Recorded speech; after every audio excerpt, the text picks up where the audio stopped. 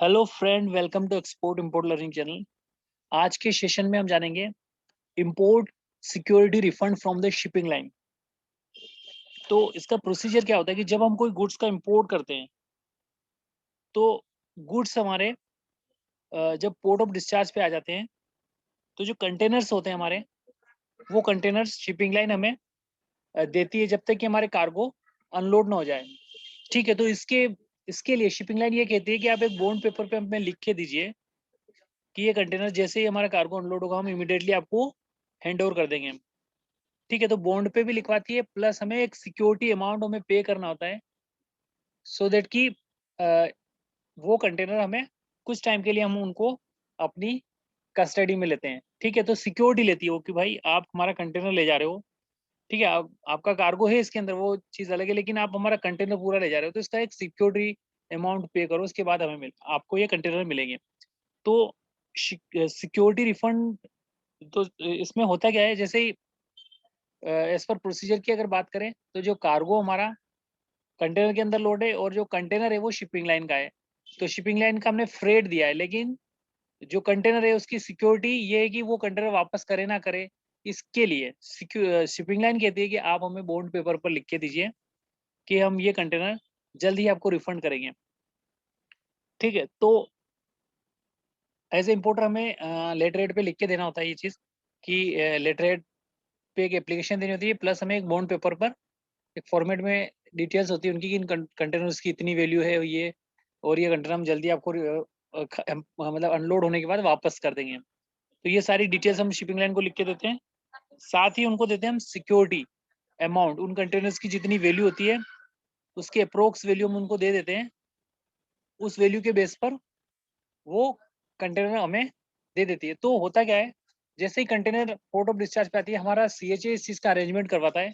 CHA क्या करता है कि जब वैल्यू कंटेनर की जो सिक्योरिटी है वो अगर कम है तो उस केस में क्या होगा, कम है तो वो खुद ही पे कर देगा, लेकिन ज़्यादा है तो सीएचए और हमारा फ्रेट फॉरवर्ड एजेंट उसको नहीं पे करवा। जैसे हमारे 40 कंटेनर आए और वहाँ पे पेमेंट करनी है हमें सिक्योरिटी की कंटेनर्स की, वो है 11 लाख 12 लाख, तो इस केस में क्या होगा कि इतना अमाउंट वो हमारा सीएचए नहीं दे पाएगा, तो हमें उस अमाउंट को हमें देना है।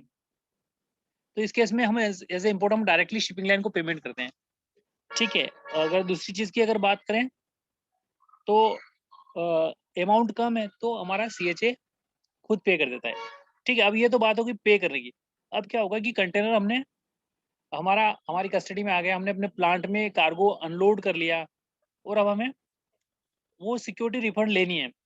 ठीक है, तो अगर हमने एज ए इम्पोर्टर हमने पे की सिक्योरिटी तो शिपिंग लाइन हमें डायरेक्टली पे कर देगी। ठीक है, लेकिन अगर हमारे सीएचए ने पे की हमारी बिहाफ पे तो क्या होगा, वो सिक्योरिटी रिफंड शिपिंग लाइन हमारे अकाउंट में डालना चाहिए क्योंकि उसने हमारे बिहाफ पे किए। बट अगर हम एक लेटर फॉर्मेट पे लिख के अगर उनको दे देते शिपिंग लाइन को कि ये सिक्योरिटी है जो है हमारे सीएचए ने पे की है, आप उसके अकाउंट में डाल दीजिए, ऐसा अगर लेटर प्रिंट पे लिख के एक एप्लीकेशन शिपिंग लाइन को देते हैं तो फिर वो अमाउंट हमारे सीएचए के अकाउंट में चला जाता है। तो देख सकते हैं स्क्रीन पे ये जो लेटर है हमें शिपिंग लाइन को लिखना है कि to the manager shipping agency, यहाँ पे शिपिंग लाइन का एड्रेस होगा और ये NOC non objection no objections. Okay, तो रिफंड है वो हमें कोई ऑब्जेक्शन नहीं है कि वो सीएचए के अकाउंट में जाए क्योंकि सीएचए ने ही पे किया है। ठीक है, तो ये हम लिख के दे रहे हैं कि no objection to refund security deposit amount, जितना अमाउंट है वो यहाँ मेंशन करेंगे, टू द सीएचए का नाम आएगा यहाँ पे कि किस सीएचए के अकाउंट में हमें करना है। उसके बाद एमबीएल की डिटेल्स देनी है, किस एमबीएल के अगेंस्ट हम सिक्योरिटी पे कर रहे हैं, प्लस रिसिप्ट या यूटीआर नंबर की हमने आपको इतनी यूटीआर डिटेल में इतनी सिक्योरिटी पे की थी। तो ये तीन तीन एमबीएल की वैल्यू और 3 यूटीआर नंबर डालेंगे क्योंकि 3 वैल्यू हमने पे की है। ठीक है, तो ये एक एप्लीकेशन हम बना रहे हैं।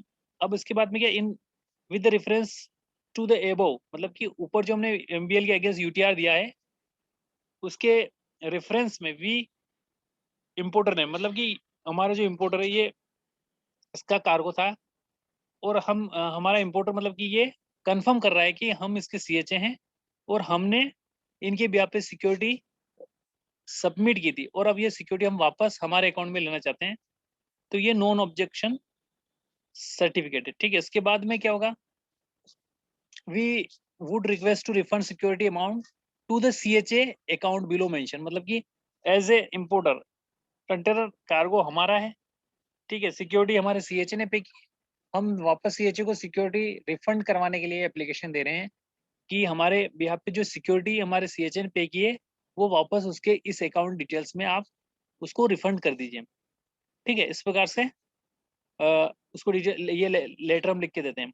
We have no objection to refund the above set security amount to CHA का नाम, कि जो हमारे कस्टम पे हमारा काम करा उसका नाम, ठीक है, and deduct your charges if any, अगर उसमें कोई आपका चार्जेस है तो वो भी डिडक्ट कर सकते हैं। नीचे हमारा जो कंपनी जिसका इम्पोर्टर है, जो इम्पोर्टर है उस कंपनी का नाम आएगा तो उस पर साइन करेगा और उस पर सिग्नेचर करके उसको डिटेल्स डाल देगा। सो यहाँ पे मोस्ट जो इम्पोर्टेंट चीज इसमें ये है कि हमने इस सेशन में यही समझा कि हमारे कंटेनर्स आ रहे हैं, ठीक है, और उनको उन कंटेनर्स को हमें अपनी कस्टडी में लेने से पहले शिपिंग लाइन को सिक्योरिटी अमाउंट पे करना होता है, प्लस एक 500 रुपीज़ के बॉन्ड पे भी लिख के देना होता है। वो डिपेंड करता है सिचुएशन पे कि कितने रुपए का बॉन्ड है, ये लिख के देते तभी हमें शिपिंग लाइन कंटेनर देती है। और जब हमें कंटेनर मिल जाते हैं, ठीक है, तो हम उन कंटेनर को खाली करने के बाद वापस शिपिंग लाइन को हैंड ओवर कर देते हैं, तो वो जो सिक्योरिटी अमाउंट हमने शिपिंग लाइन को पे किया था वो हमें वापस हो जाता है। सो अगर हम पे करते तो वो हमारे अकाउंट में डायरेक्टली आ जाता है, ठीक है। अगर हमारा CHA पे करता है तो हमें उसको no objection certificate shipping line को देना होता है कि हमें कोई ऑब्जेक्शन नहीं है, ये अमाउंट जो हमारे CHA ने पे किया था आपको वो उसके अकाउंट में वापस कर दीजिए। So guys, thank you for watching the session, have a nice day.